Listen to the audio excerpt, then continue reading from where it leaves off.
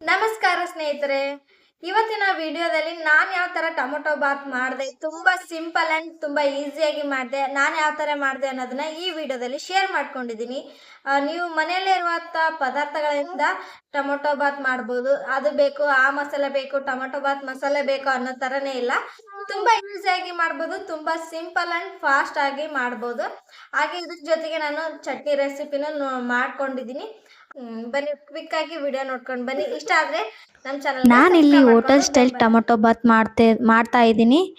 ಇಲ್ಲಿ ಬೀನ್ಸು, ಬೆಳ್ಳುಳ್ಳಿ, ಮೆಣಸಿಕಾಯಿ, ಟೊಮೊಟೊ ಒಂದು ಈರುಳ್ಳಿ ತೊಗೊಂಡಿದ್ದೀನಿ. ಇಲ್ಲಿ ನೋಡ್ತಾ ಇರ್ಬೋದು ಸಾಂಬಾರ್ ಪೌಡರ್ ಮನೇಲಿರುವಂಥದ್ದು, ಖಾರದ ಪುಡಿ ಮತ್ತು ಉಪ್ಪು, ಮತ್ತು ಇಲ್ಲಿ ಜೀರಿಗೆ ಸಾಸಿವೆ ತೊಗೊಂಡಿದ್ದೀನಿ, ಮತ್ತು ಉದ್ದಿನಬೇಳೆ ತೊಗೊಂಡಿದ್ದೀನಿ.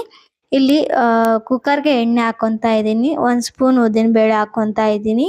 ಆಪ್ಷನಲ್, ಉದ್ದಿನಬೇಳೆ ಬೇಕಿದ್ರೆ ಹಾಕೋಬೋದು, ಟೇಸ್ಟ್ ಕೊಡುತ್ತೆ ಅಂತಂದು. ಇಲ್ಲಿ ಜೀರಿಗೆ ಸಾಸಿವೆ ಹಾಕ್ಕೊಂಡಿದ್ದೀನಿ. ಚಿಟಪಟ ಅಂತ ಸಿಡಿದ್ಮೇಲೆ ಇಲ್ಲಿ ನೋಡ್ತಾ ಇರ್ಬೋದು ಬೀನ್ಸು ಮತ್ತು ಈರುಳ್ಳಿ, ಮೆಣಸಿಕಾಯಿ ಒಟ್ಟಿಗೆನ ಹಾಕ್ಕೊತಾ ಇದ್ದೀನಿ. ಇದು ಹಾಕ್ಕೊಂಡು ಚೆನ್ನಾಗಿ ಫ್ರೈ ಮಾಡ್ಕೊತೀನಿ. ಯಾಕೆಂದರೆ ಚೆನ್ನಾಗಿ ಫ್ರೈ ಆದರೆ ತುಂಬ ಚೆನ್ನಾಗಿ ಬರುತ್ತೆ, ಟೇಸ್ಟ್ ಎನ್ಹಾನ್ಸ್ ಆಗುತ್ತೆ ಅಂತಂದು ಚೆನ್ನಾಗಿ ಫ್ರೈ ಮಾಡ್ಕೊತಾ ಇದ್ದೀನಿ. ಇದೆಲ್ಲ ಚೆನ್ನಾಗಿ ಫ್ರೈ ಆದಮೇಲೆ ನಾನಿಲ್ಲಿ ಟೊಮೊಟೊ ಏನು ಹೆಚ್ಚಿಟ್ಕೊಂಡಿದ್ದೀನಲ್ವ ಅದನ್ನು ಹಾಕ್ಕೊತಾ ಇದ್ದೀನಿ. ಟೊಮೊಟೊ ಸಣ್ಣದಾಗಿ ಹೆಚ್ಚಿರೋದ್ರಿಂದ ತುಂಬ ಚೆನ್ನಾಗಿ ಸಾಫ್ಟ್ ಆಗೋವರೆಗೂ ನಾವು ಬೇಯೋದಕ್ಕೆ ಬಿಡೋಣ.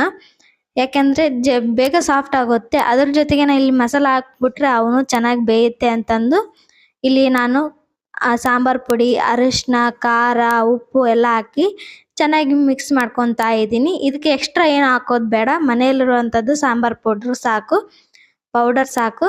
ಇಲ್ಲಿ ನೋಡ್ತಾ ಇರ್ಬೋದು ಬೆಳ್ಳುಳ್ಳಿನ ಕಟ್ ಮಾಡಿ ಜಜ್ಜಿ ಇಟ್ಕೊಂಡಿದ್ದೀನಿ. ಕಟ್ ಮಾಡೋದಲ್ಲ, ಜಜ್ಜಿ ಇಟ್ಕೊಂಡಿದ್ದೀನಿ.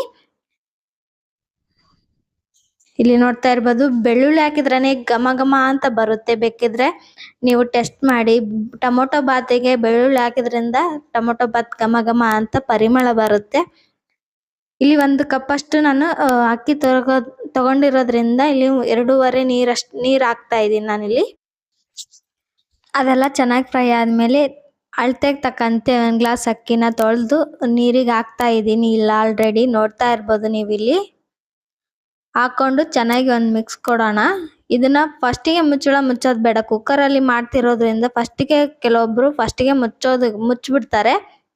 ನಿಮ್ಗೆ ಚೆನ್ನಾಗಿ ಉದುರಾಗಿ ಬರ್ಬೇಕಂತಂದರೆ ಒಂದು ಸ್ವಲ್ಪ ಕುದಿಸ್ಲೇಬೇಕು ಹೊರಗಡೆ. ಇಲ್ಲಿ ನೋಡ್ತಾ ಇರ್ಬೋದು ಈ ಥರ ಕುದಿಬೇಕು ಸ್ವಲ್ಪ ಹೊತ್ತು. ಒಂದು 2 ನಿಮಿಷ 3 ನಿಮಿಷ ಕುದ್ರೆ ಸಾಕು.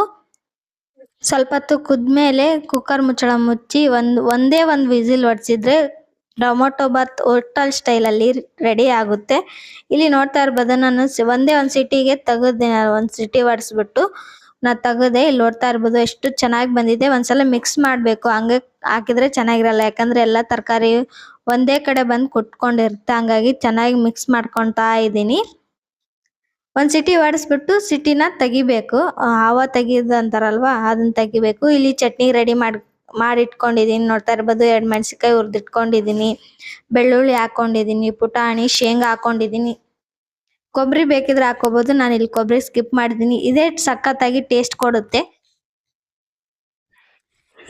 ರುಚಿಗೆ ತಕ್ಕಷ್ಟು ಉಪ್ಪು ಹಾಕ್ತಾ ಇದ್ದೀನಿ. ಇವಾಗ ಮಿಕ್ಸರ್ಗೆ ಹಾಕ್ಕೊಳ್ಳೋ ಟೈಮ್ ಬಂತು. ಒಂದು ಟ್ರಾನ್ಸಾಕ್ಷನ್ ಮಾಡೋಣ ಅಂತ ಟ್ರಾನ್ಸಾಕ್ಷನ್ ಮಾಡಿದೆ. ಸಖತ್ತಾಗಿ ಬಂದಿದೆ. ಫಸ್ಟ್ ಟ್ರಾನ್ಸಾಕ್ಷನ್ ನಾನು ಮಾಡಿರೋದು. ತುಂಬಾ ಇಷ್ಟ ಆಯಿತು ಚಟ್ನಿ ಟ್ರಾನ್ಸಾಕ್ಷನ್. ನೋಡ್ತಾ ಇರ್ಬಿಟ್ಟು ಟೊಮೊಟೊ ಬಾತ್ ಕೂಡ ರೆಡಿ ಆಯ್ತು. ಈಗ ನಮ್ಮ ಮನೆಯವರೆಲ್ಲರೂ ಕುಂತ್ಕೊಂಡು ಊಟ ಮಾಡೋ ಟೈಮ್ ಅಂತೂ ಆಗಿದೆ.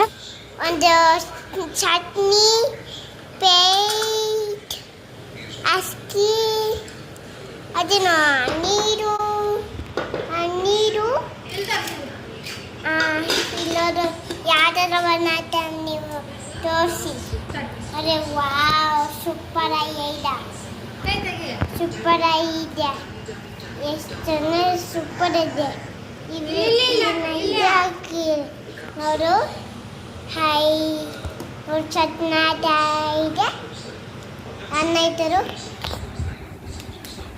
ಯಾವ ಥರ ಮಾಡಿದ್ವಿ